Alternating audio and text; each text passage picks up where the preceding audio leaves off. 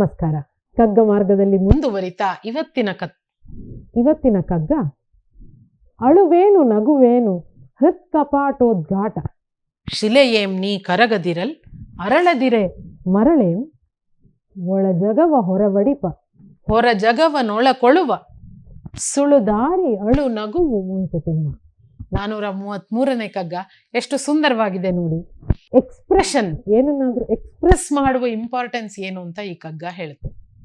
ಅಳುವೇನು ನಗುವೇನು, ಅಳು ನಗುಗಳು ಏನು, ಹೃತ್ ಕಪಾಟೋದ್ಘಾಟ, ಹೃದಯದ ಕಪಾಟಗಳು ಹೆಚ್ಚು ತೆರೆದುಕೊಳ್ಳೋದು, ಹೆಚ್ಚು ಕ್ಲೋಸ್ ಮಾಡೋದು, ಈ ತರದ್ದೊಂದು ವೈಜ್ಞಾನಿಕವಾದ ಎಕ್ಸ್ಪ್ಲನೇಷನ್. ಹೃತ್ ಕಪಾಟೋದ್ಘಾಟ ಅದು ಇರ್ಲೇಬೇಕಂದ್ರೆ ನಮ್ಮ ಹೃದಯ ಇರೋದೇ ನಿಜವಾದ್ರೆ, ಅದು ಬಡ್ಕೋತಾನೆ ಇರೋದು ನಿಜವಾದ್ರೆ, ಅಳು ನಗುವು ಅದರಿಂದಾನೇ ಉತ್ಪತ್ತಿಯಾಗುವಂತಹ ಒಂದು ಫಿಸಿಕಲ್ ಆಕ್ಟಿವಿಟಿ ಅದು ಇರಲೇಬೇಕು. ಶಿಲೆಯೇಂ ನೀ ಕರಗದಿರಲ್, ನಾವು ಕಲ್ಲ ಕರಗದೆ ಇರೋದಕ್ಕೆ, ಅಳದೆ ಇರೋದಕ್ಕೆ, ನೀರಾಗದೆ ಇರೋದಕ್ಕೆ ಅಲ್ವಲ್ಲ ಮನುಷ್ಯರು ನಾವೆಲ್ಲ.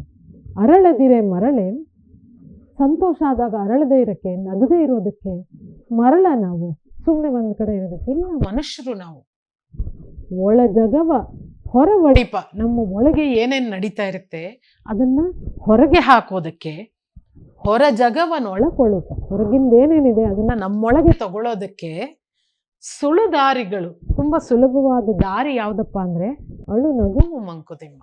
ಇಲ್ಲಿ ಅಳು ನಗು ಅಂದ್ರೆ ಅಂತ ಅಳದು ಹಹ ಅಂತ ನಗದು ಎರಡೇ ಅಂತ ಅನ್ಕೊಳ್ಬಾರ್ದು. ಮೋಡ್ ಆಫ್ ಎಕ್ಸ್ಪ್ರೆಷನ್ ಅನ್ನೋ ಅರ್ಥದಲ್ಲಿ ಹೇಳ್ತಾ ಇದ್ದಾರೆ.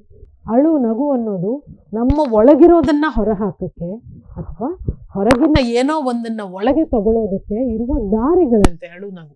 ಟು ಎಕ್ಸ್ಪ್ರೆಸ್ ಯೋರ್ ಸೆಲ್ಫ್, ನಮ್ಮನ್ನ ನಾವು ಎಕ್ಸ್ಪ್ರೆಸ್ ಮಾಡ್ಕೊಂಡ್ರೆ, ಹೇಳ್ಕೊಂಡ್ರೆ, ಹೊರಗಿನವರನ್ನ ನಾವು ಕೇಳಿಸ್ಕೊಂಡ್ರೆ, ಹೊರಗಿನ ಒಳಗಿನ ಜಗತ್ತಿನ ನಡುವಿನ ದಾರಿ ಈ ಅಳು ನಗು ಅಂತ.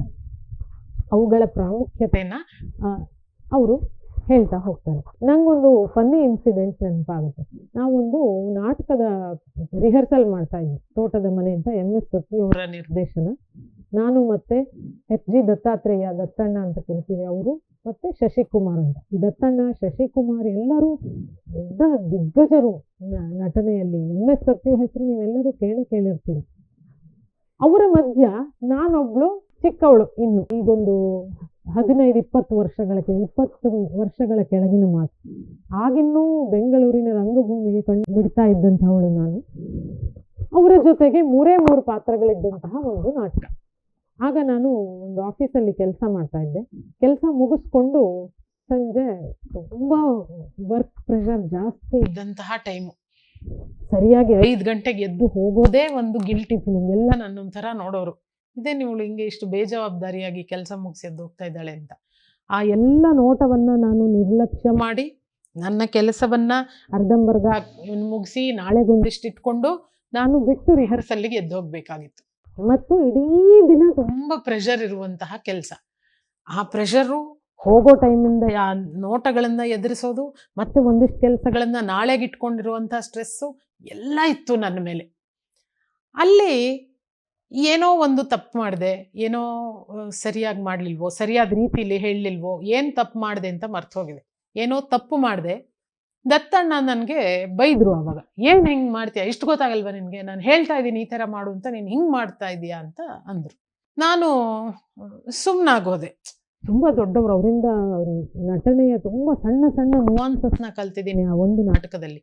ನನಗೆ ಯಾವತ್ತೂ ಅವ್ರ ಬೈಗಳ ತಾಕೇ ಇಲ್ಲ. ಯಾಕೆಂದ್ರೆ ಹೇಳಿದ ವಿಷಯ ಏನು ಅದನ್ನ ನಾನು ನೆನ್ಪಿಟ್ಕೊಂಡಿರ್ತಾ ಇದ್ದೆ. ಬಟ್ ಅವತ್ತಿನ ಮನಸ್ಥಿತಿ ನಂದು ಹಾಗಿತ್ತು. ಕಷ್ಟಪಟ್ಟು ನಾನು ಅಳುನ ತಡ್ಕೊಂಡು ಮಾಡ್ತಾ ಇದ್ದೆ. ಶಶಿ ಅರ್ಥ ಆಯ್ತು ಅವರಿಗೆ ನನ್ನ ಸ್ಥಿತಿ ಏನು ಅಂತ.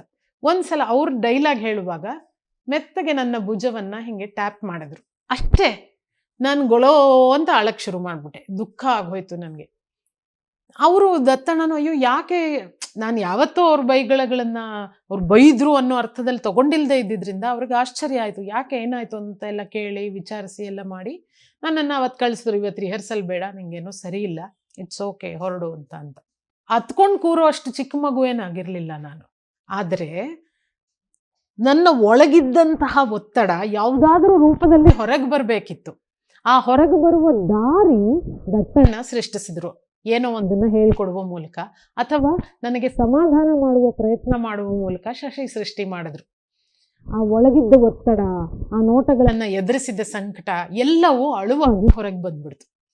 ಅದಾದ ಮೇಲೆ ನನಗೆ ಹೇಗೆ ಅದನ್ನ ಮ್ಯಾನೇಜ್ ಮಾಡಬೇಕು, ಕೆಲಸವನ್ನ, ನನ್ನ ಥಿಯೇಟರ್ನ, ಅದ್ರ ಟೈಮ್ನ, ಟೈಮನ್ನ, ಅದಕ್ಕೊಂದು ಕ್ಲಾರಿಟಿ ಸಿಕ್ತು. ಅಲ್ಲಿಯವರೆಗೂ ಒಳಗೆ ಒತ್ತಿ ಇಟ್ಕೊಂಡಿದ್ದಂಥದ್ದು ಯಾವಾಗ ಹೊರಗೆ ಬಂತು ಅಳುವಿನ ರೂಪದಲ್ಲಿ, ಮನಸ್ಸು ಕ್ಲಿಯರ್ ಆಯಿತು. ಕ್ಲಿಯರ್ ಆದ ಮನಸ್ಸಿನಲ್ಲಿ ನಾನು ಯೋಚಿಸೋದಕ್ಕೆ ಸಾಧ್ಯ ಆಯಿತು. ನಾವು ಒಳಗೇ ಸಪ್ರೆಸ್ ಮಾಡಿ ಇಟ್ಕೊಂಡಂಥದ್ದೆಲ್ಲವೂ ಒಳಗೆ ವಿಷವಾಗಿ ಬದಲಾಗ್ತಾ ಹೋಗುತ್ತೆ. ಅದನ್ನ ಹೊರಗೆ ಹರಿಯ ಬಿಡಬೇಕು. ಕಮ್ಯುನಿಕೇಶನ್, ಒಳ್ಳೆಯ ಕಮ್ಯುನಿಕೇಶನ್ ಸಾಲ್ವ್ ಮಾಡದೇ ಇರತಕ್ಕಂತಹ ಪ್ರಾಬ್ಲಮ್ ಜಗತ್ತಿನಲ್ಲಿ ಇಲ್ಲವೇ ಇಲ್ಲ ಅಂತ ನಾನು ದೃಢವಾಗಿ ನಂಬ್ತೀನಿ. ಅಳು ಮತ್ತು ನಗು ನಮ್ಮ ಎಕ್ಸ್ಪ್ರೆಷನ್ನಿನ ಭಾವವಾಗಿ, ನಮ್ಮ ಎಕ್ಸ್ಪ್ರೆಷನ್ ಅನ್ನೋ ಅರ್ಥದಲ್ಲಿ ಇಲ್ಲಿ ಹೇಳ್ತಾರೆ.